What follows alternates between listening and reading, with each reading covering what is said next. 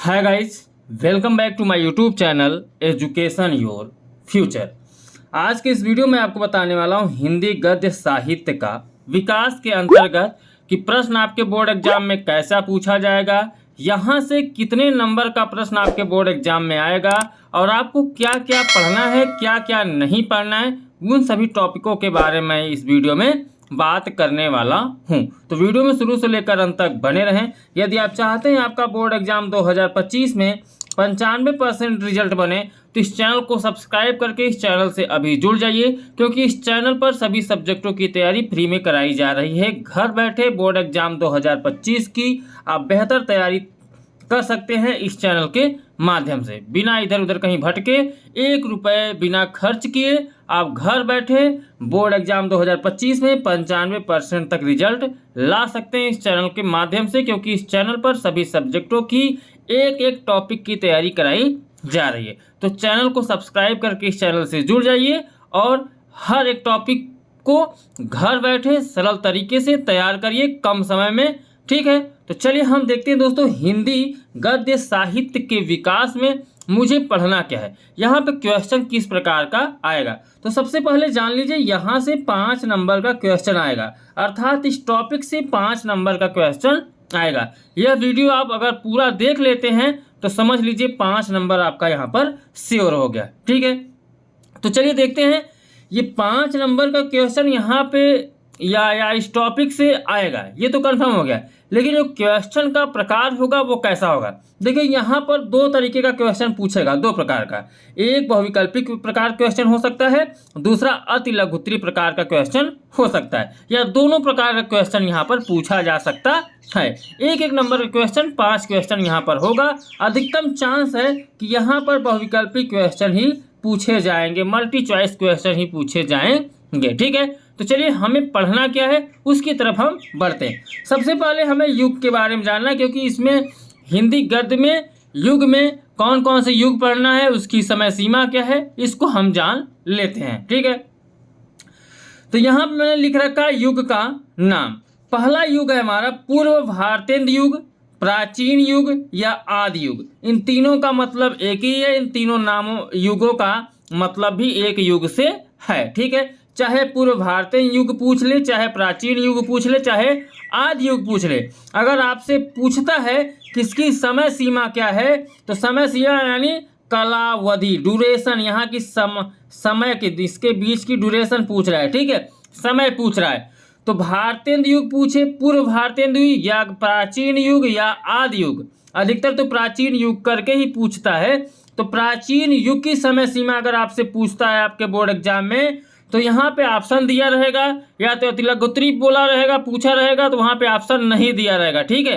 तो याद रखिएगा कि 13वीं शताब्दी से 1668 ईस्वी तक क्या था, प्राचीन युग चल रहा था, ठीक है। उसके बाद जो दूसरा युग है हमारा, ये तो पहला युग हो गया, अब हम दूसरा युग देखेंगे, भारतेंद्र युग। यहाँ पे क्या था, पूर्व भारतेंद्र युग, अब है क्या, भारतेंद्र युग, या इसको अन्य नाम से जानते हैं नव जागरण काल, या इसको अन्य नाम से जानते हैं पुनर्जागरण काल या युग, ठीक है।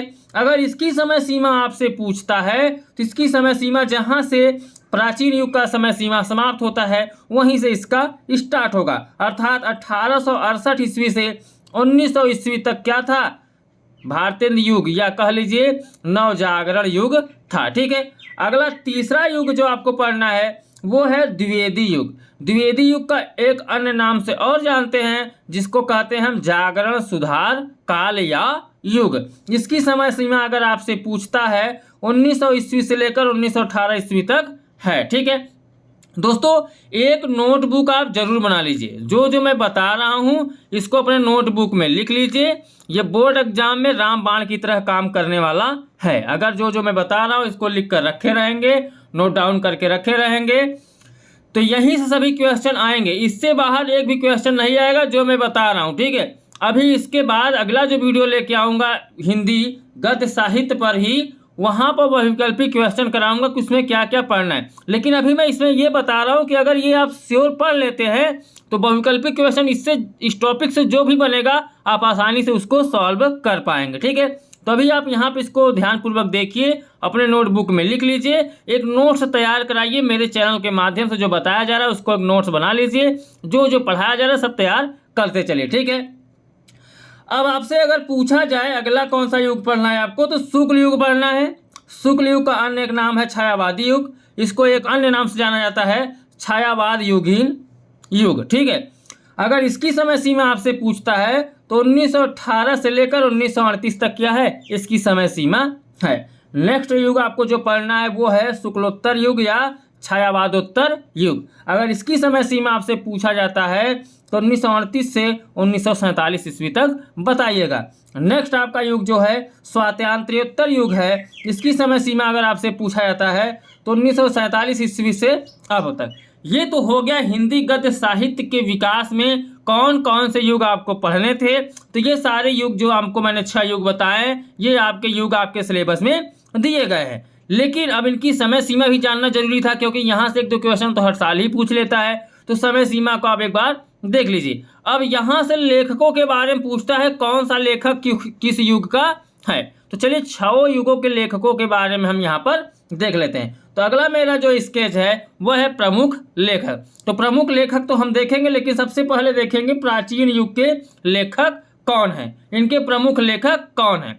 आप इसको रट्टा मत मारिएगा, आप यहाँ वीडियो में देखिए, नाम को अच्छे से थोड़ा नोट डाउन करिए अपने नोटबुक में, ठीक है। एक दो बार जब नोट डाउन करेंगे इसी नाम को तो आपके दिमाग में चढ़ जाएगा कि कौन से युग का कौन से लेखक है, ठीक है।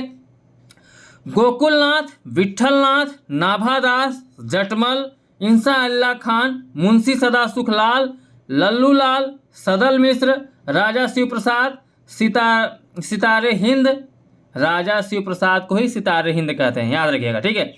राजा लक्ष्मण सिंह, कवि गंग, बंदान रावाज, गेसूदराज, ठीक है।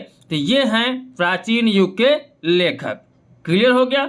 अब हम अन्य युग की तरफ बढ़ते हैं, जैसे भारतीय युग के लेखक कौन है, द्विवेदी युग के लेखक कौन, उनके प्रमुख लेखक कौन है, पहले हम इनको देख लेते हैं।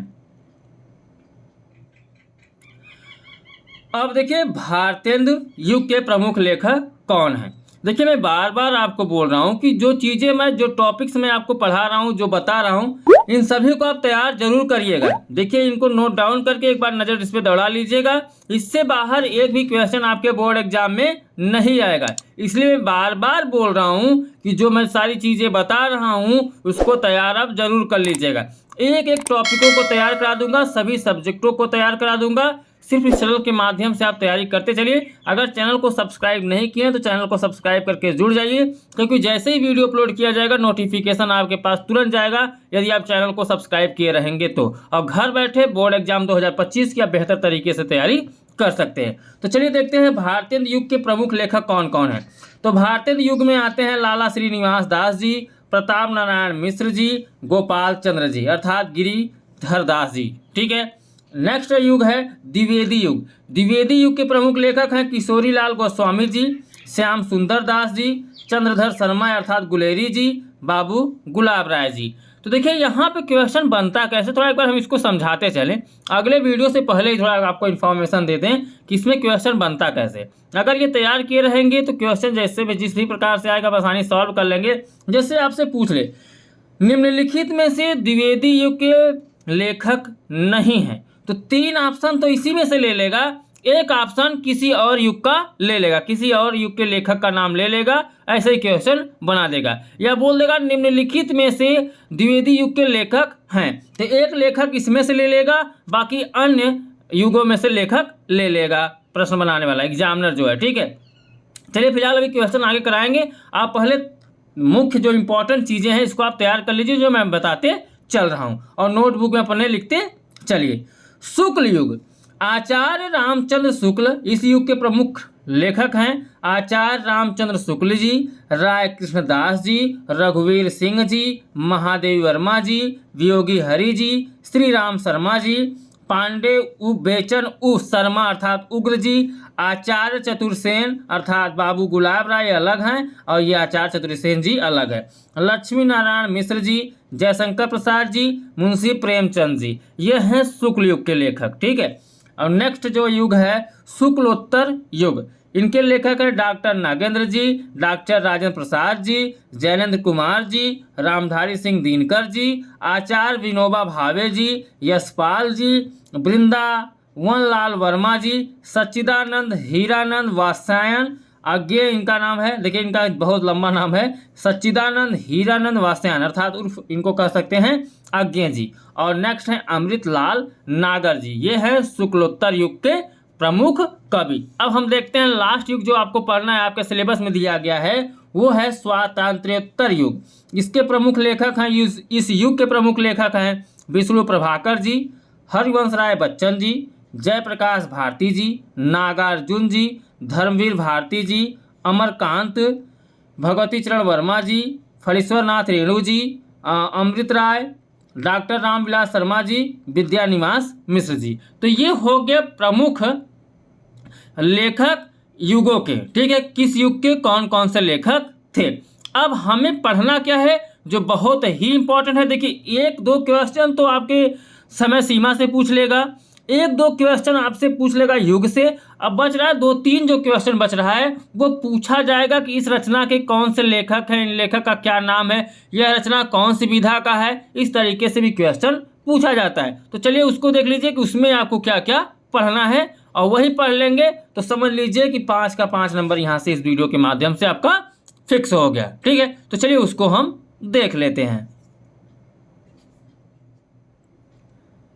अब देखिए इसमें आपको पढ़ना लेखक की रचनाएं और उनकी विधाएं। ठीक है, यहाँ से क्वेश्चन बार बार पूछा जाता है, लेखकों में कौन सी उनकी रचनाएं पढ़ना है, कौन कौन सा इंपॉर्टेंट है, वही मैं इसमें बता रहा हूँ। ठीक है, और वही आप तैयार कर लीजिए, इससे बाहर आपको कुछ तैयार करने की ज़रूरत नहीं पड़ेगी। यहीं से आपके बोर्ड एग्जाम में क्वेश्चन फंस जाएगा। देखिए अगर टॉपर बनना है, क्लास में टॉप करना है, तो आपको मेहनत तो करना पड़ेगा।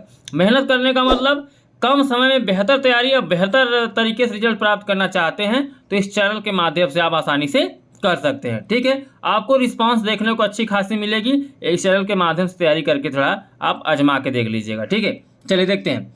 आचार्य रामचंद्र शुक्ल जी लेखक है। अब इनकी रचनाओं के बारे में थोड़ा हम ध्यान देते हैं। आचार्य रामचंद्र शुक्ल जी की जो इम्पोर्टेंट रचना है, सबसे इम्पोर्टेंट रचना है चिंतामणि। अगर आपसे पूछ लिया जाए चिंतामणि किस लेखक की रचना है, तो आचार्य रामचंद्र शुक्ल जी की रचना है। या आपसे पूछ लिया जाए चिंतामणि किस विधा की रचना है, तो किस विधा की रचना हो जाएगा, निबंध विधा की रचना है। क्लियर हो गया। कभी कभी ऐसे पूछता है चिंतामणि निबंध किस लेखक की रचना है, तो आचार्य रामचंद्र शुक्ल जी की रचना है। समझ में आया ना कि मैं समझाना क्या चाहता हूं। अगर आपसे पूछ ले निम्नलिखित में से आचार्य रामचंद्र शुक्ल जी का रचना है, अब दे दे 4 ऑप्शन दे दे, एक में दे दे चिंतामणि, बाकी 3 ऑप्शन किसी और लेखकों का दे दे, तो याद रखिएगा आचार्य रामचंद्र शुक्ल जी का जो रचना है वो चिंतामणि है। ठीक है, अगर पूछ लिया जाए चिंतामणि किस विधा की रचना है, तो निबंध विधा की रचना है। विधाएं पूछता है, याद रखिएगा। तो देखिए ये हो गया चिंतामणि निबंध विधा की है। रस मीमांसा त्रिवेणी 11 वर्ष का समय, ये 11 वर्ष का जो समय है ये कहानी विधा की रचना है, और रस मीमांसा त्रिवेणी जो है ये आलोचना विधा की रचना है। यहाँ तक क्लियर हो गया। चलिए अगले लेखक जो हमारे हैं वो महादेवी वर्मा जी हैं। इनके जो महत्वपूर्ण रचनाएं हैं अतीत के चलचित्र, ये सब बहुत ही इंपॉर्टेंट रचनाएं हैं दोस्तों, आपके बोर्ड एग्जाम में पूछा जाएगा। ध्यान दीजिएगा, यहाँ से क्वेश्चन आने ही आने हैं, इससे बाहर एक भी क्वेश्चन नहीं आएगा जो मैं बता रहा हूँ। ठीक है, नहीं आप नोट डाउन करके रख लो, जब एग्जाम दे के आना तो मैच कराना कि मैं जो पढ़ाया हूँ इसमें कितना क्वेश्चन मिल रहा है। दावे के साथ कर रहा हूँ, इससे बाहर एक भी क्वेश्चन नहीं आया रहेगा आपके बोर्ड एग्जाम में। ठीक है, बाकी आपकी मर्जी, आप करना क्या चाहते हैं। अतीत के चलचित्र, पथ के साथी, मेरा परिवार, ये महादेवी वर्मा जी की रचनाएं हैं, लेकिन इनकी अगर विधा पूछ लिया जाए तो इनकी विधा है संस्मरण और रेखा चित्र। महादेवी वर्मा की रचना नीरजा और दीपशिखा भी है, लेकिन ये दोनों रचनाएं किस विधा की हैं, कविता संग्रह की हैं। समझ में आ गया। चलिए आगे बढ़ते हैं। अब आते हैं हम जयशंकर प्रसाद जी पर। जयशंकर प्रसाद जी के बहुत ही इंपॉर्टेंट यहाँ पर रचनाएं मैंने लिया है, क्योंकि यहाँ से क्वेश्चन तो आता ही आता है। जयशंकर प्रसाद से क्वेश्चन तय है कि आएगा ही आएगा आपके बोर्ड एग्जाम में। आंधी, आकाशदीप, पुरस्कार, इंद्रजाल, ये जयशंकर प्रसाद जी की जो रचनाएं हैं इनकी विधा कहानी है। अगर कंकाल, तीतली, इरावती, कामायनी पूछा जाए तो कामायनी जो है वो महाकाव्य विधा की रचना है, और कंकाल, तीतली, इरावती ये उपन्यास विधा की रचना है। कामायनी बहुत ही इंपॉर्टेंट रचना है, याद रखिए कामायनी किस विधा की रचना है, महाकाव्य विधा की रचना है, और कामायनी के लेखक कौन है, जयशंकर प्रसाद जी हैं। क्लियर। स्कंदगुप्त, अजातशत्रु, चंद्रगुप्त, ध्रुव स्वामिनी, ये भी बहुत इंपॉर्टेंट रचना है, ध्रुव स्वामिनी। ठीक है, ध्रुव स्वामिनी के लेखक कौन है, जयशंकर प्रसाद। ठीक है। एक घूंट, जन्मेजय का नागयज्ञ, कानन कुसुम, ये कानन कुसुम जो है ये आलोचना विधा की रचना है। बाकी ये स्कंदगुप्त, अजातशत्रु, चंद्रगुप्त, ध्रुव स्वामिनी, एक घूंट, जन्मेजय का नागयज्ञ ये नाटक विधा की रचना है। विधा को तैयार जरूर कर लीजिएगा कि जो रचनाएं हैं वो किस विधा की हैं, नाटक की हैं, उपन्यास की हैं, आलोचना की हैं, निबंध की हैं, ये जरूर तैयार कर लीजिएगा। नेक्स्ट हमारे जो लेखक हैं मुंशी प्रेमचंद्र जी। तो मुंशी प्रेमचंद जी इनकी जो मुख्य रचनाएं हैं जो कि बोर्ड एग्जाम में पूछे जाते हैं, जो बहुत इंपॉर्टेंट हैं, उनको देख लीजिए।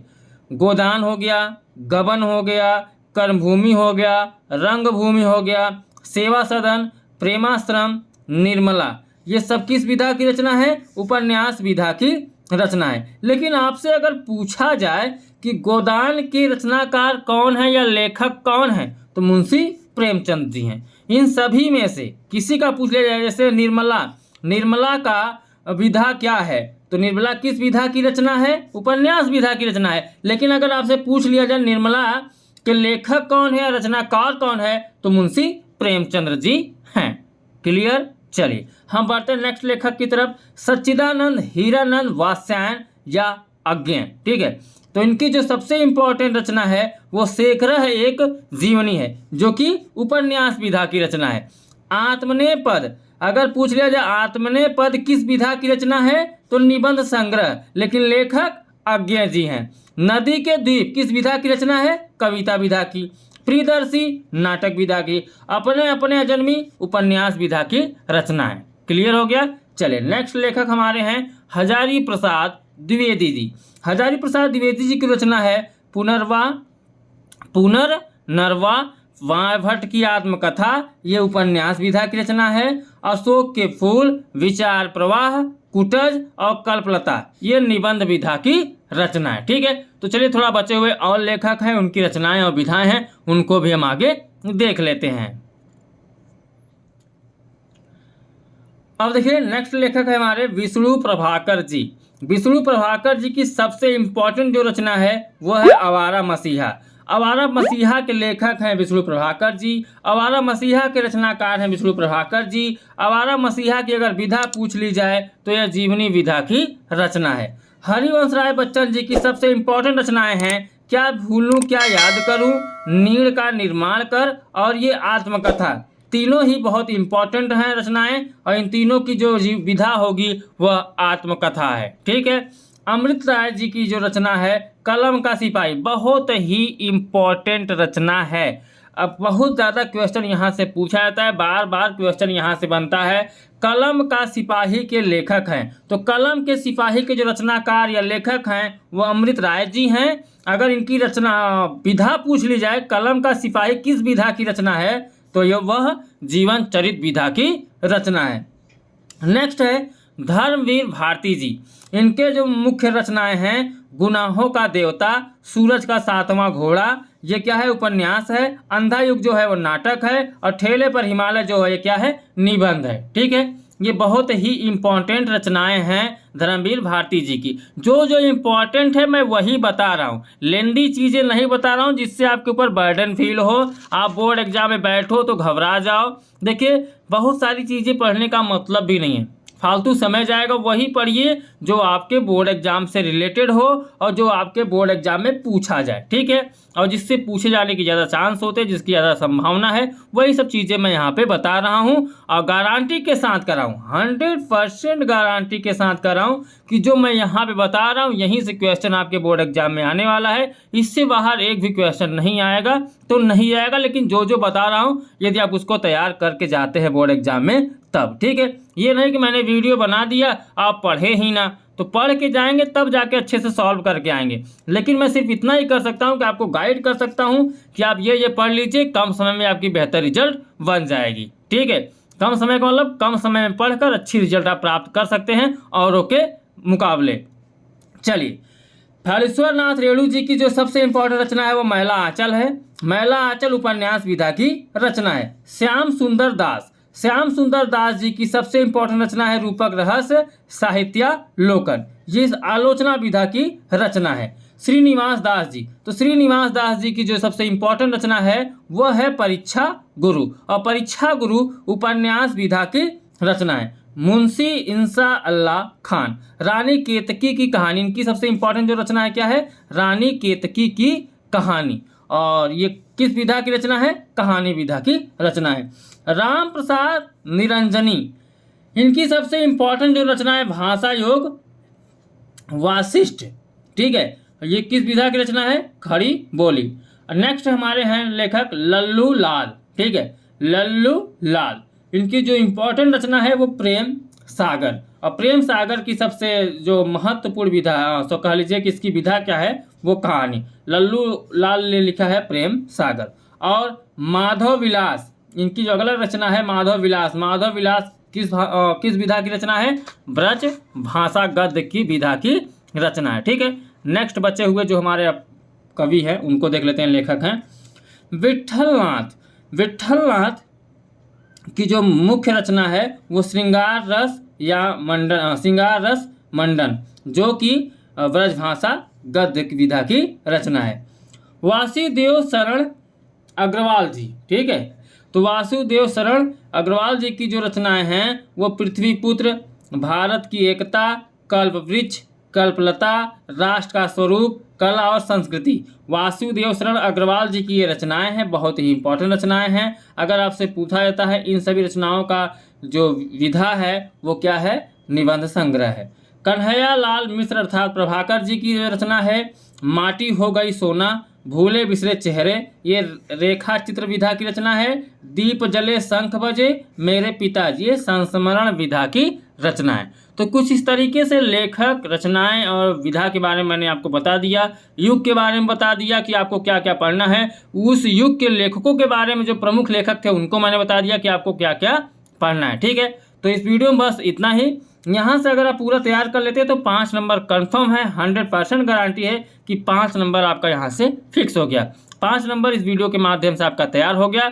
अब इस हिंदी गद्य का जो विकास है इसी पर मैं आपको बताने वाला हूँ कि जो महत्वपूर्ण बहुविकल्पी प्रश्न किस तरीके से आते हैं वो मैं आपको बताऊंगा अगले वीडियो में। पहले अगर आप चैनल को सब्सक्राइब नहीं किए हैं तो करके इस चैनल से जुड़ जाइए, क्योंकि अगला वीडियो तभी आपके पास पहुंच पाएगा जब आप चैनल को सब्सक्राइब किए रहेंगे। नोटिफिकेशन आपके पास जाएगा और घर बैठे बोर्ड एग्जाम 2025 की आप बेहतर तरीके से तैयारी कर बोर्ड एग्जाम में 95% तक रिजल्ट ला सकते हैं इस चैनल के माध्यम से। तो देरी क्यों, चैनल को सब्सक्राइब करके अभी से जुड़ जाइए, क्योंकि जब चैनल को सब्सक्राइब करने का चार्ज नहीं लगता। ठीक है, सब मुफ्त है, तो चैनल को सब्सक्राइब करके अभी से जुड़ जाइए। चलिए हम आपसे मिलते हैं अगले वीडियो में, तब तक के लिए बाय बाय, जय हिंद, जय भारत।